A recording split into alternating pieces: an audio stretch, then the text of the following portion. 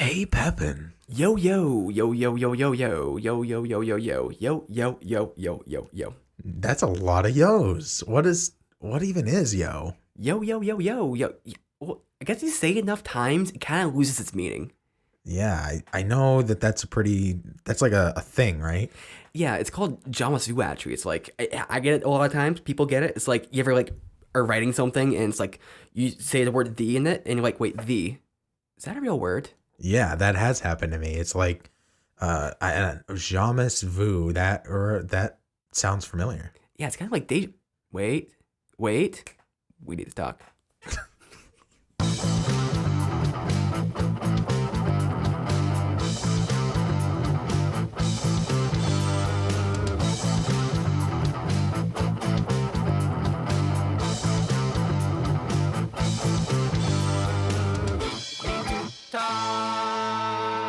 Welcome back. So glad you guys could join us. I am here once again with my best friend Nathan Pepin. How's it going, Pepin? Yo, yo, doing well. It's an exciting Labor Day, Martin Luther King.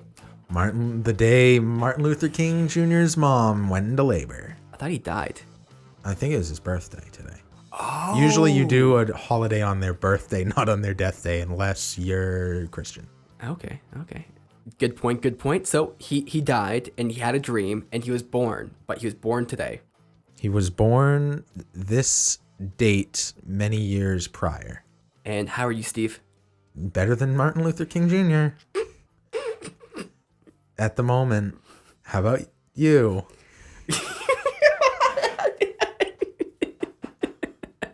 Glad to hear it. So today we're talking about Jamais Vu. Can you give me a definition? So have you ever experienced deja vu? Like deja vu is something people experience quite a bit. Deja vu is where you think that you've experienced something before. It seems familiar, but you know it's unique. Jamais vu is essentially the opposite. So you know something is familiar, but it feels unique. Yeah, yeah. So the big example of that is with words. So it's like in the opening.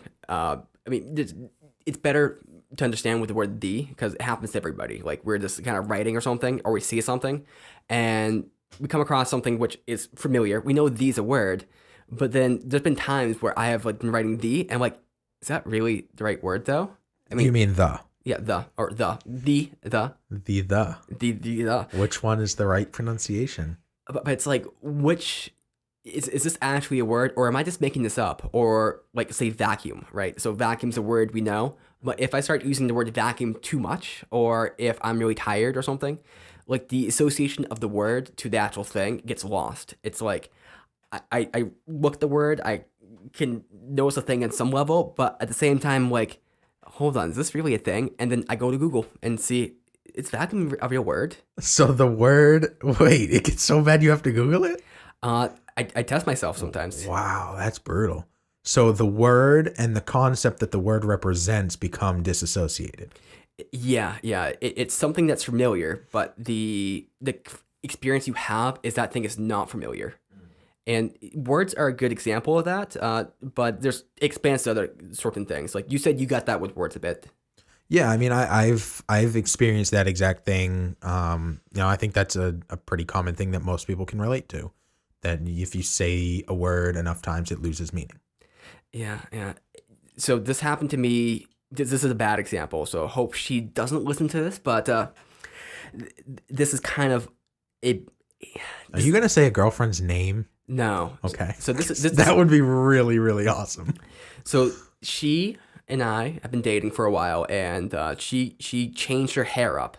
Right? She changed it. She just dyed the color essentially. Wait, she dyed her hair. She dyed her hair. You're like pointing at the back of your skull like it was just the back. Is it her whole head or was it just a section? Her whole head. Okay, so her whole head changed colors. Yeah. How drastically? Not too drastically. So it's like brown to darker brown. It was like down brown to like a lighter brown with highlights. Okay, so there were also highlights. Yeah. Okay, go on. So it's like I'm used to seeing her. I know what she looks like and everything, but we went to Subway, and that whole day, this is the first day seeing her with her new hair. It's like I'm just kind of like, I know who you are, but I don't feel like I know who you are. Like Something's different about you. You're a different person. Do you have a twin? See, it kind of felt like that though, because we went to the subway and I'm like, okay, my girlfriend is next to me. I know who she is, but I'm just looking at her like, who is this? Like my brain knew who she was. I knew who she was on like a say technical or some sort of like logical level, Like a conceptual level. like I know this must be Laura, but I'm just looking at her like, who the fuck is this girl? You're testing. Oh my god, you're testing the very concept of who she is based solely on a small change in her hair color. My brain just didn't recognize her. Okay, did you recognize that the reason you didn't recognize her was because of her hair? Yeah. Or were you like, something's different, but I don't know what? So I knew it was her hair. It's everything to do with the hair, but just that being different made me it dissociated like the idea of her from like her as like a thing. Like it's like my idea of what Laura was in my brain. Like seeing her in person, it didn't register. Laura, oh hey, it's Laura. Like, you know, when you see people you haven't seen in a while and you realize it's that person and then it kind of clicks like, oh yeah, that's John. And now you see that person as John. This was like, I know it's her, but I'm not thinking, oh yeah, that's her right there. It's just kind of like, I know it's her, but my You're like, brain, damn, she's hot. I wonder if she's got a boyfriend. I kind of did think that actually. Well, there you go. So I think something like that kind of, it's less of a like test of whether you know somebody or not and more of a broadening of your knowledge of them, because clearly you had such a defined vision of this person in your head that your mind rejected any alteration of said image. So when something changed, now you do have a broader view of her as a person. Maybe now if you saw her completely bald, you'd still be like, oh yeah, that's Laura. Yeah, it took me a while. I just had to get used to it, essentially. So once I got used to it, it's kind of like what was fine. But until then, it's kind of like who is this person? Why am I like sitting next to them and holding hands? Like it My girlfriend's gonna be mad. That's kind of how I felt a little bit. Like Laura's not gonna feel. You felt very guilty because you were cheating on your girlfriend with your girlfriend of a different hair color. Yeah, which I understand is completely insane Did sounding. you tell her? So I told her in the way people usually tell people this, like, oh man, I just am having such a hard time getting used to your new hair color. Oh, that's a negative way to phrase it, but go on. Well, how did she react to that? No, fine. I mean, this is a change. Like, I wasn't saying it was bad. I was just saying, man, you look so different now. Like, hard to recognize you. Like, so you couch it in a good way, but you don't say like, my brain's not actually perceiving you to be you, because that's a heavy statement to lob at somebody. No, I don't know. I think if what you're saying is honest, it doesn't matter. That to me is like above and beyond anything else that you could possibly say. Is as long as you're being honest, that's what matters. But I know what you're saying, that like you can test the conceptual visions you have of people by just like seeing them in a different light, if you will, or seeing them after a while. And I have that happen on such like a deep level. There was one time I was sitting and I was talking to my brother and I looked at him, and when I looked at him, literally my vision changed and shifted. So he looked completely different, and forever from then on, forever, he changed how I conceptually thought about him and like how he physically looks, even though nothing changed. And I can't explain like why that happens the way it does, but I know when I look at somebody and I see this visual change actively happening in front of me, I'm like, how they look to me just changed forever. Yeah, that. Oh my God, is there a word for that? I don't know. Is there? There should be, because you just described something that I've experienced myself, and it's really hard to put into words. Yeah. Like that sensation. It's like, it's kind of like when you some cartoon character out there where they look a certain way to me, but then you point at that thing like on their face, it's actually their nose, and then you're just like, wait a second. Oh, okay. So it changes your perspective completely. Yeah. Like you can see that raggedy old witch lady, or it looks like a woman wearing a pearl necklace. Kind of. It's like an optical illusion. It's one of those things where once you see it, you can't unsee it. Yeah. Okay. Where is, like a lot of cartoons, they're not very well drawn, or they're very abstract. Like Defamiliarization. That's what I'm going to call it. I like that word. Thank That's a you. good term. I thought that was a good one. But it's like you see this character and you think that this thing, it might be its chin or something, but then you realize it's actually something else. Maybe it's actually like a strap they have on, or maybe like a Band-Aid. Like I wish I could come up with an example here. I feel like some of the implication there, though, is that you're seeing them for how they were actually intended to be, versus like for me, there's no way somebody is intended to look. Like there's no way your face is intended to look, and yet the complete construction and concept of your face could completely shift and forever be different in my mind. And I have no idea why that would happen, or how something can actively visually change like that for no reason. It's not like I haven't seen you for 10 years and then it happens. It's like we're just sitting here talking and all of a sudden there's this whole shift, and it's so uncomfortable for me. Well, it's like an update in perception, because you have like your stored perception of that person. And then at some point you realize that perception is not valid. So then it updates. And then when it updates, you're like, what the fuck? I love that, because it's just like an update, because I always want to push it off as long as possible, because I don't want that vision that I've held on to for so long to change. When it does, eventually I get used to it, but it's so uncomfortable in the moment that I want to push it off as long as possible. And it's almost like a really anxious feeling when it starts happening. I'm like, oh, it's happening and there's nothing I can do, and now they're going to change forever. Yeah. I used to have a college job, and there's this guy there. He was like very nerdy. Like it was a nerdy job, it was programming. And this guy named Zeke who was there, and he's like super into Apple, super hipster. Like he was hipster before hipsters were hipsters. Like that's how hipster he was. And he one day, just in the middle of a meeting, I mean, it was like kind of after meeting, but we're all there, and he's like, "So guys, I want to ask you a question. I changed something about me 2 months ago, and I want to see if any guys know what it is." Like, what do you mean? He's like, "So just look at me. It's a physical thing. It's a visual thing. So there's something different about me. Can one of you figure out what it is?" So we're all kind of like looking and trying Did he get a tattoo of his own face on his face? No, that would have been good. That would have been good. So we spent about like 15 minutes kind of like doing things. Like, did you like trim your beard a little bit? Did you are you doing this? Did you lose some weight? Like going on with all these different things. And then eventually he's like, "Okay, guys, do you know what it is?" And I'm surprised none of you have brought this up in the last 2 months. But so I have my sideburns. I shaved one sideburn. This other sideburn, not shaved at all. Wait, what? Oh my God.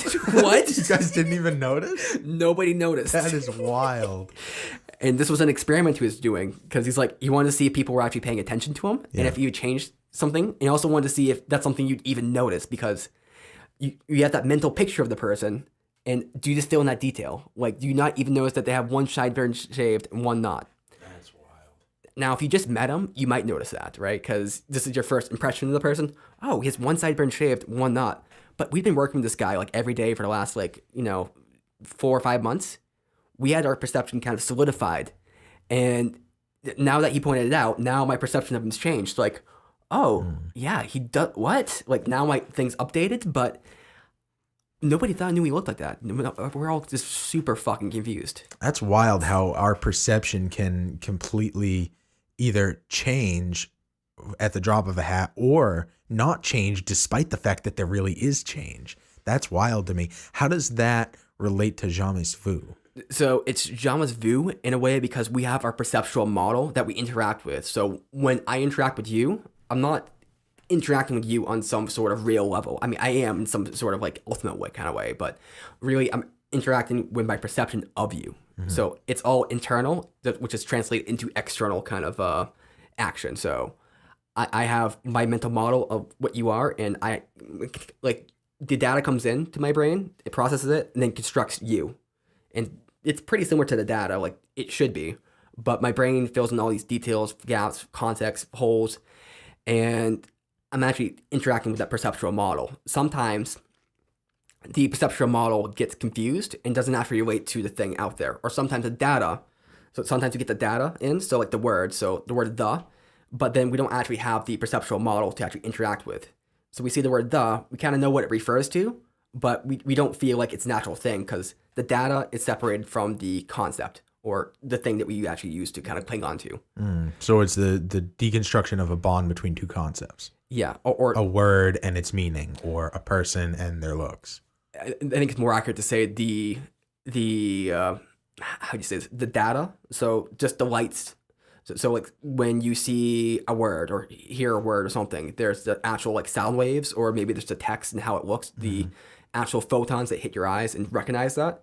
So there's the physical representation of that thing, and then there's the thing, the model inside your mind, which is the concept. Well, I think that that you can have this phenomena of jamais vu without having external stimuli.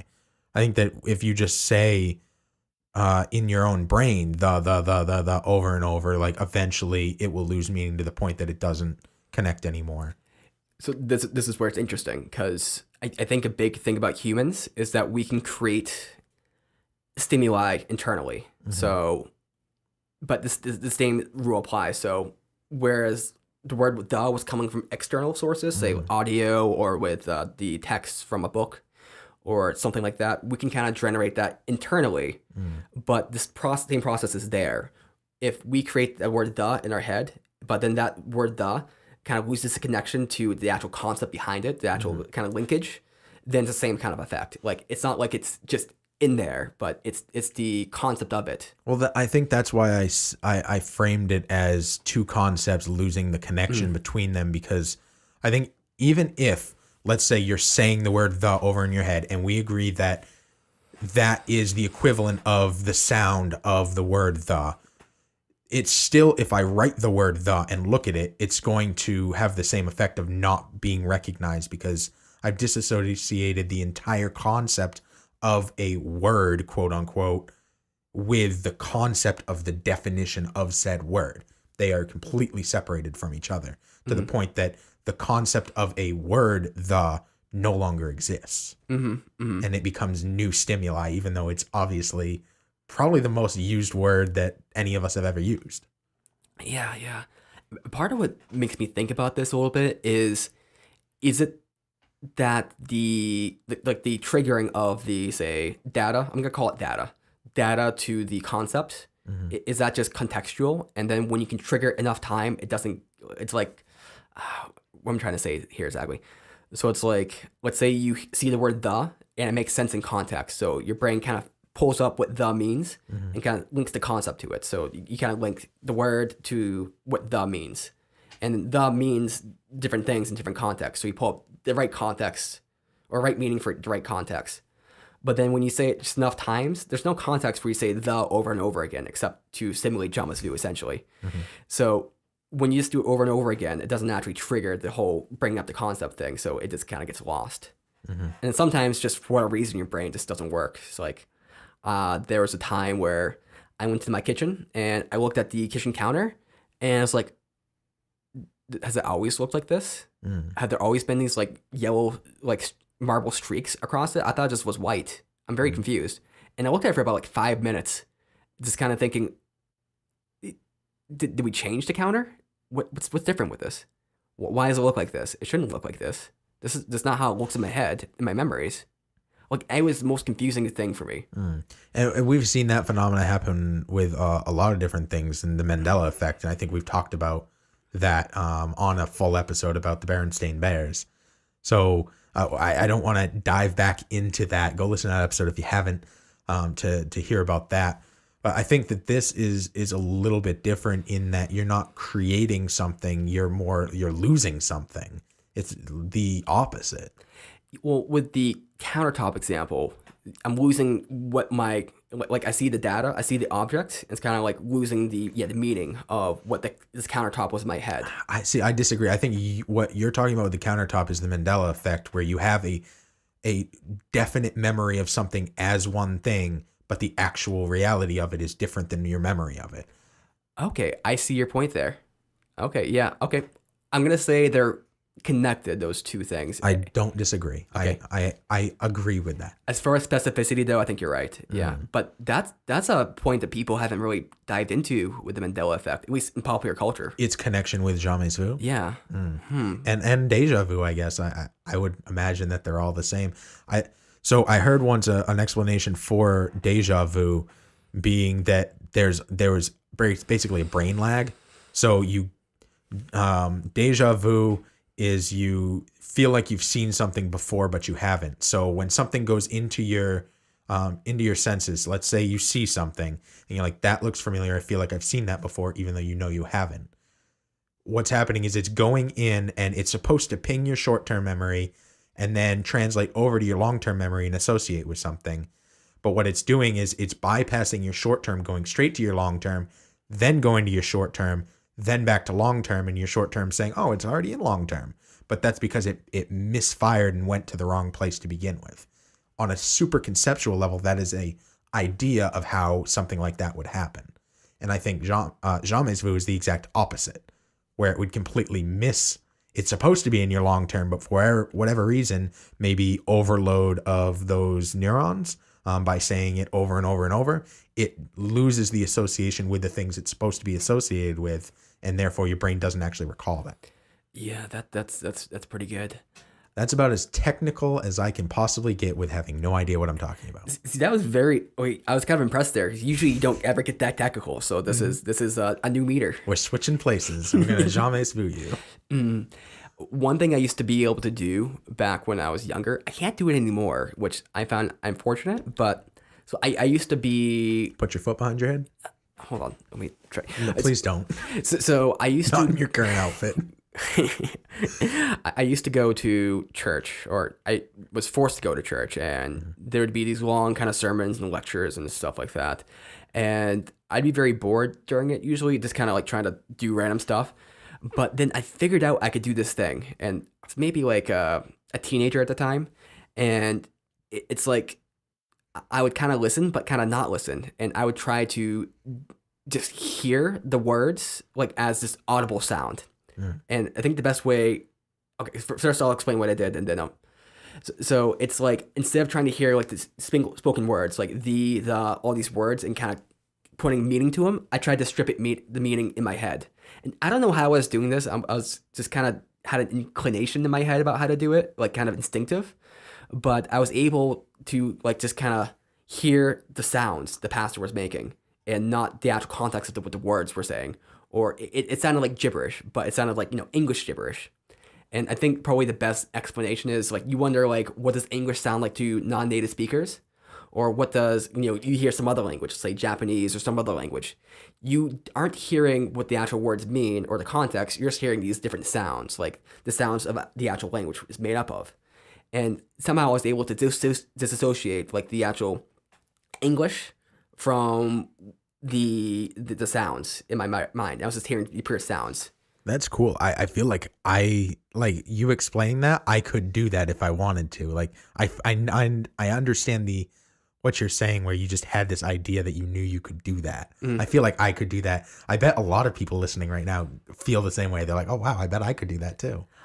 I could do it when I was younger, and I've tried it as I've gotten older, and I don't know why, but I can't do it. You're two in your own head, man. Yeah. You gotta get out of your head. Well, my hypothesis is back then, like my language processing or like the language center in my brain, it was less like developed, and now it's just kind of solidified. So now like it's just automatic. Like I hear an English word and I automatically get the meaning for it. Like, but maybe back then I could disassociate more, but maybe I could still do it if I tried. Or if you can do it, let us know in the comments. I mean, definitely do that, because that would be really cool. Yeah, give us a tweet at twitter.com/WNTT1 or facebook.com/We Need to Talk Show. Are we ending? Is that? Well, no, not quite. But I think we should break this into two parts because it's getting a little long right now. So next week on We Need to Talk, this is gonna be part 2 of Jamais Vu. Get ready for it because it's gonna be good. Till next time, we need to talk.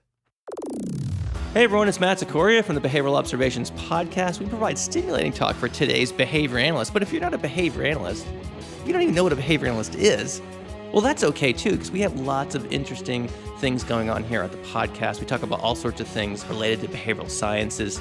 So if you want to check it out and learn more about what this show is all about, you can go to Apple Podcasts, Spotify, and podcastnh.com. Thanks for checking it out.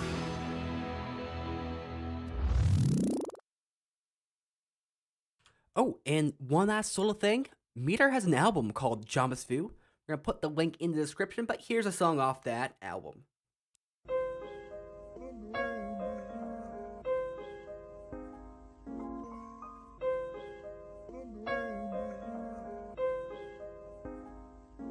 These are my final thoughts. You can keep them in your pocket for when I'm gone.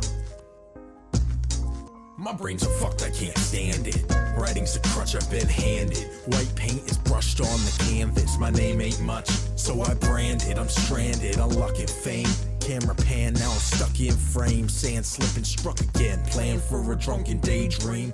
Cause all my lines lie together. Intertwined, rhyming, splendor, rhyming on. I'm every member of the Never Stop Trying to Buy Mind and Soul Together Club. Remember how I mentioned that my head was kinda messed? Well, you see, I'm blessed with a curse. Impressive in verse, but the beat keeps beating me down to the curb. The sounds that you've heard are the refraction of my skull hitting during concrete.